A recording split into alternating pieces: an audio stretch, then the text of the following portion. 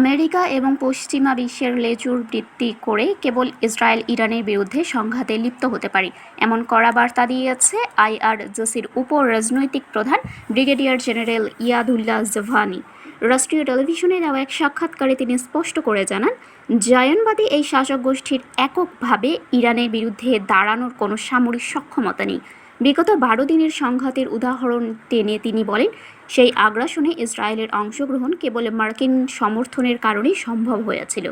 ইরানি প্রতিরক্ষা নীতিতে বড় ধরনের রূপান্তর আসার কথা উল্লেখ করে এর শীর্ষ কর্মকর্তা জানান, দেশের সর্বোচ্চ নেতার জারি করা সাম্প্রতিক সামরিক নিয়োগগুলো বর্তমান ভূরাজনৈতিক পরিস্থিতির সঙ্গে পুরোপুরি সামঞ্জস্যপূর্ণ। ইরান ইরাক যুদ্ধের অভিজ্ঞ এবং পরীক্ষিত কমান্ডারদের শীর্ষ পদে বসানোর মাধ্যমে তেহরান তাদের প্রতিরক্ষামূলক কৌশলকে এখন আক্রমণাত্মক রূপ দেওয়ার প্রস্তুতি নিয়েছে।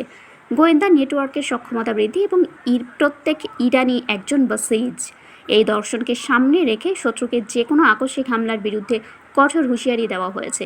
অতীতে শত্রুর ভুল হিসাবের কারণে যুদ্ধ শুরু হলেও বর্তমান পরিস্থিতিতে ইরান আর আগের অবস্থানে নেই।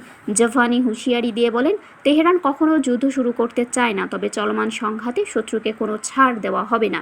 শত্রুরা অতর্কিত হামলা চালিয়ে ইরানকে অপ্রস্তুত করতে পারবে না, বরং তাদেরকেই এখন তেহরানের নতুন কৌশলগত বিষয়ের মুখোমুখি হওয়ার জন্য প্রস্তুত থাকতে হবে।